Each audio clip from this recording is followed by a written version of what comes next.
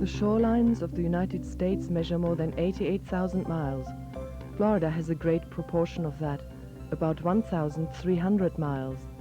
The coast in northeast Florida is classed as a high-energy coastline.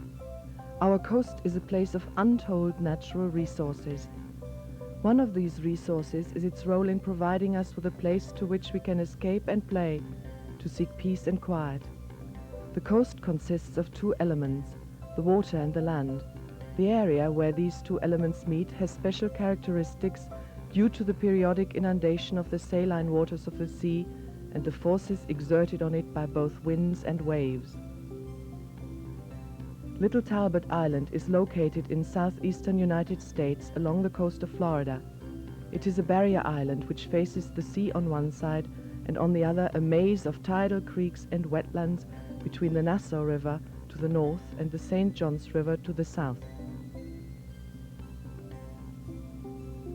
Little Talbot became a state park in 1951. It consists of a central dune area covered by varied vegetation and a sandy beach. It is just one of the many barrier islands found along the southeastern and Gulf coasts of the United States.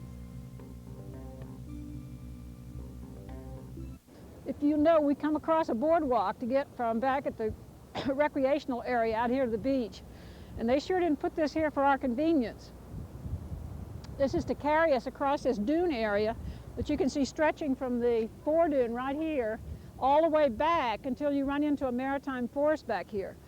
And this dune area is a very, very precarious environment for anything growing. And as you look around, you don't see very many plants of any great height growing in this area. Sea oats, you'll find on nice sunny days, you'll find some morning glories and some other kinds of grass, some cord grass and sea blight, some other type. There's a morning glory over there. See that little white?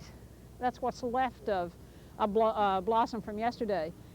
Okay, we want to look up here now at the beach vegetation and some of the reasons that we're very careful about not disturbing vegetation that grows on this foredune, in spite of all the developers that we find building right on these foredunes, you know, on other islands. That's when they can't.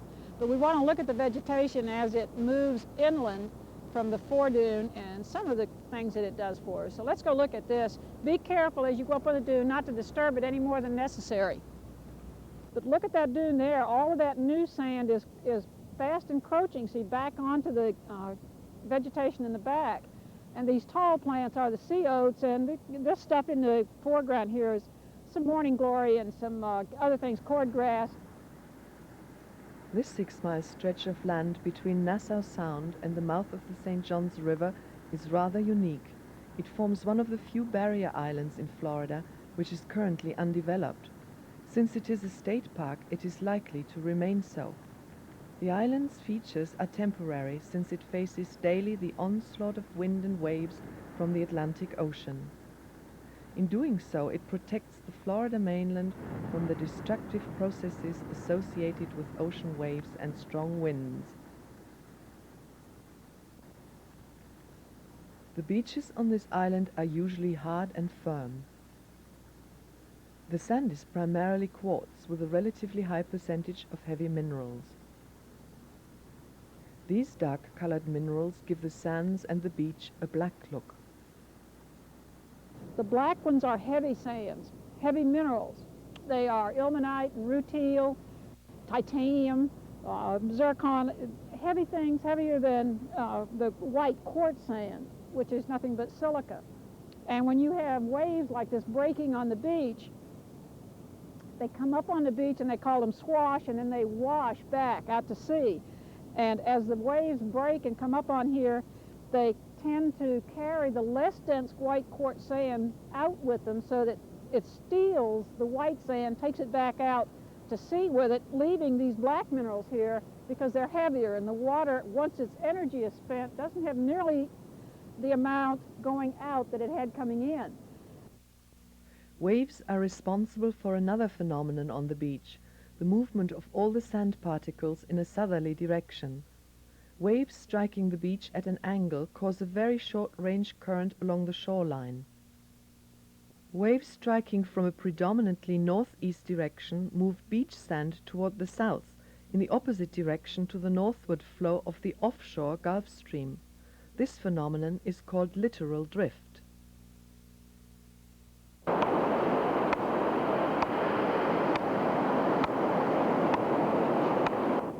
This is the point on the island where we're going to look at littoral drift or longshore current, whatever you want to call it. Mr. Mullins has erected these stakes along here, and we'll have one of the students carry a buoy or a float out here, and then we'll watch it move, hopefully south, with the longshore drift. The compass is going to let us determine when the float goes by having this so aligned with the needle at north. I can sight in the notch.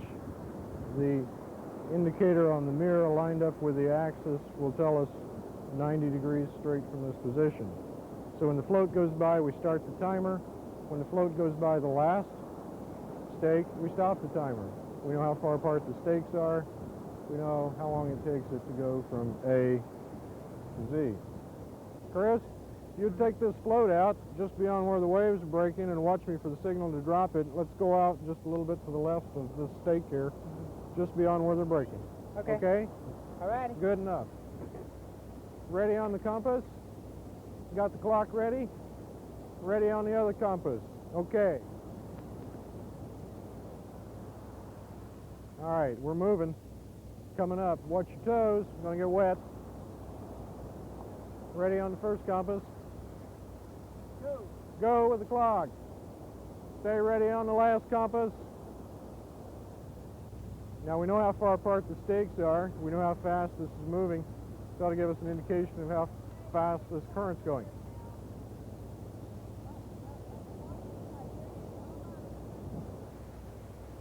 Okay, getting close.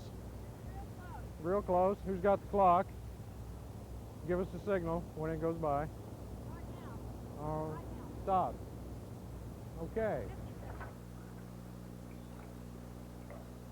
Littoral drift is partly responsible for the erosion here at the north end of the island. Sand washed away during storms migrates southward, pushed by littoral drift. When it reaches the southern end of the island, it is deposited in sandbars. Because of this migrating sand, the whole island appears to be moving southward, toward the mouth of the St. John's River, and it is very slowly closing up the Fort George Inlet. Okay, let's cut through here, and we'll go up to this beach up here, the dune up here where it's pretty heavily eroded. I want you to look at some things that we find on the beach up here. On this beach right here, we have some coquina shell, this yellow shell. And this is a rock. Remember the fort down at St. Augustine is made out of coquina, and this is the same material. If you look around on the beach, you'll find bits and pieces of coquina rock. Okay, let's go over here to this part of the beach, right here at the base of this dune, and we'll try coring right in here. Chris, you want to volunteer again?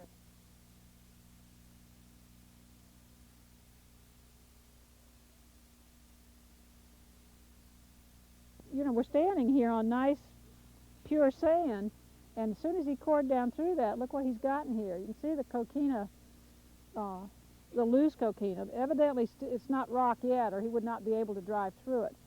Let's go out here on the beach further, where you can see the muck, the bottom of an old marsh that was buried, see, by this sand dune that was here where we're standing.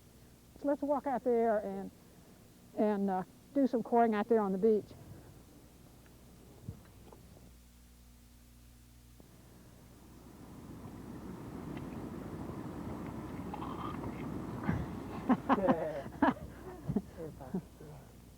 yeah, this is good. You could make marbles out of this. You can see, very sticky, and the sediment is much, much thinner, finer grained than the sediment that makes up beach sand. That's pretty coarse up there compared to this.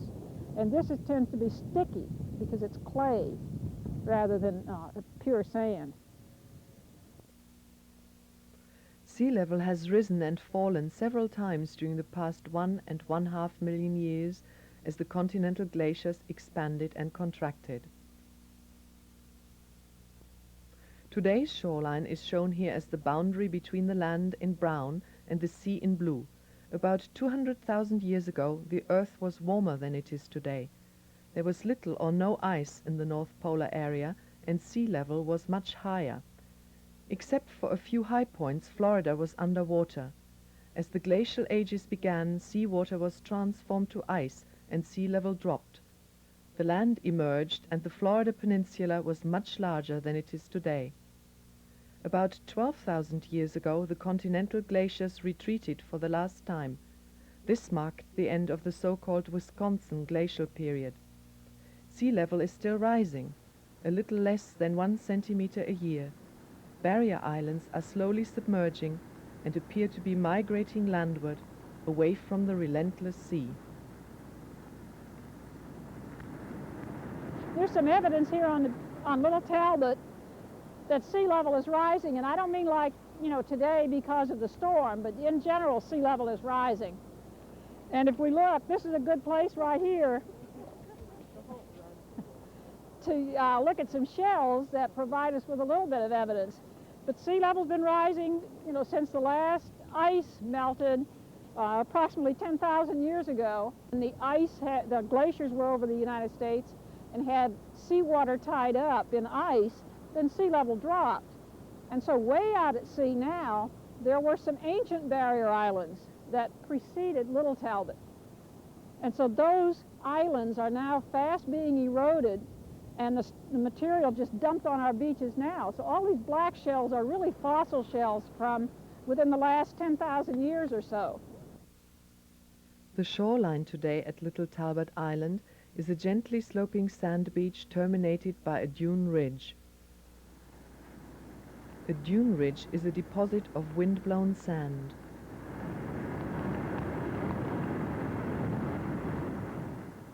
Starting from the base of the foredune, we move across the back shore of the beach. This is also known as the beach berm.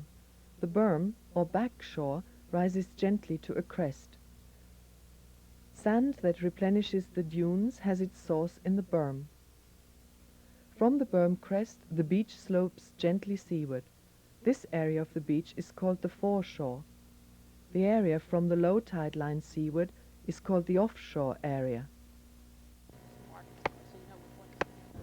Let's look at what we've got here now. We're trying to look at the beach profile, and the beach itself has different names. Back here, this is the foredune, the first dune that you see here. All of this is called the back shore. This down here where Mr. Mullins is pounding in stakes is called the foreshore. You can see where Ivy's standing. She's standing on a little ledge that slopes away behind her down to the water. Laurie, how about identifying the middle part of the back shore here? Okay, now this is the back, and you can see there is a slight slope from Laurie back here to the back at the base of the dune. Sarah, how about identifying where the base of that dune is? Any questions about the structures or anything that we've looked at here? The foredune ridge is the first line of defense against storms. Sand, blown by the wind from the berm, crosses the beach to the vegetation line. Here, wind velocity diminishes and airborne sand tends to collect. Behind any plant which can survive the harsh conditions at the edge of the beach, there's a wind shadow. Such hardy plants as these can cause enough sand to collect to form a small dune. One of the hardiest plant species near the ocean is the sea oat. Because it can survive strong winds, salt air and sandy soil, It is important to the formation and stability of dunes. See, all of this debris here is sea oat roots, and the roots tend to stabilize the dune, the subsurface part of the dune, and the top part of the growing part of the sea oat traps sand. Then the sea oat simply extends its spike up and grows right along with the dune. So it doesn't, it's not killed by the sand coming up around it. It just simply grows taller. So it keeps its head and its greenery up above the top of the sand always. And up through here, you can see where the wind has blown away that sand. Look at all of the streaks in there. That's the cross bedding that I mentioned before. That tells you a little bit about which direction the sand was coming, or the wind was coming when it blew the sand away or blew it through there. Behind the remains of a storm-wrecked fishing vessel, dunes stand as lonely sentinels. All the dunes you see on Little Talbot were built by wind and wave action with the help of hardy vegetation.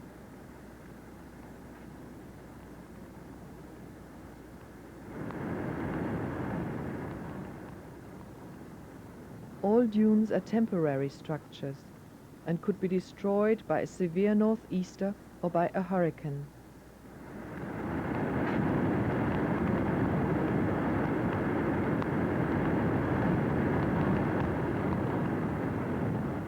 In calmer weather, the shore of Little Talbot Island is the home and feeding ground of several species of birds.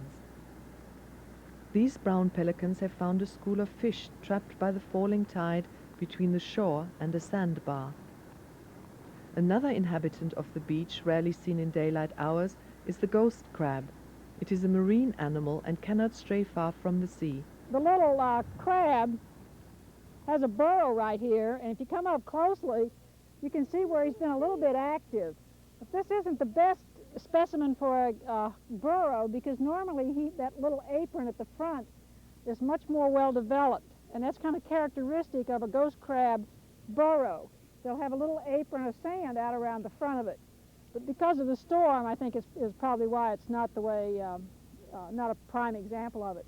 But you can see his tracks too, where he's come out, all up and down here, see on the other side, where he's been looking for food and so on. They have two big pincer claws that they use to collect their edibles.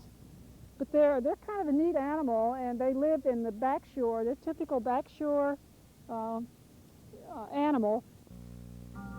Occasionally, on cloudy days such as today, we find these crabs on the beach, even though they are predominantly night hunters. This crab has his eye stalks fully extended, and its movements are rather defensive in response to our presence. It has lost one of its claws, probably to a hostile relative. While a ghost crab spends most of its time scavenging on the beach in its burrow, it must return periodically to the sea. It does not have lungs, and it must replenish water which is recirculated in a bronchial chamber.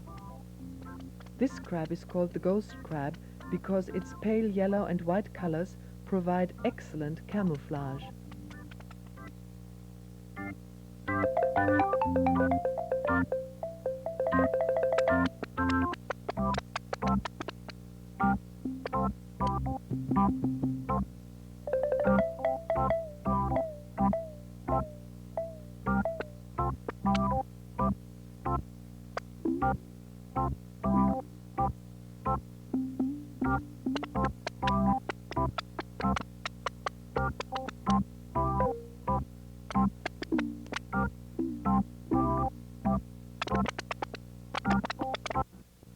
The one word that can describe the true nature of a barrier island is change.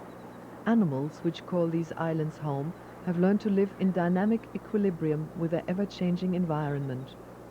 The ghost crab, for example, moves its burrow higher up the beach in response to the ever-rising level of the sea. The island changes as sand is eroded and redeposited. What was once marshland, then sand dune, is now the shoreline. What is, was, and shall be as the forces of nature, wind, water, and wave action continually reshape these tiny plots of land known as barrier islands.